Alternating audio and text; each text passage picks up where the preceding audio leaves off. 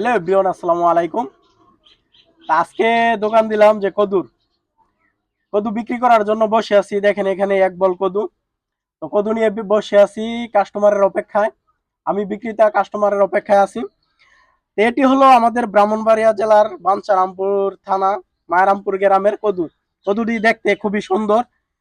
আর এই কদু হলো অনেক ভিটামিন একটা খাবার, খেতে খুবই স্বাদ এবং স্বাস্থ্যের জন্য অনেক উপকার। আমাদের প্রিয় নবী হযরত মুহাম্মদ সাল্লাল্লাহু আলাইহি সাল্লামের প্রিয় একটি খাবার এই কদু। নবীজি অত্যন্ত ভালোবাসতো এই কদু, এবং কি নবীজির প্রিয় একটি খাবার এই কদু। কদুটা আমাদের নবীজি খুবই পছন্দ করতো।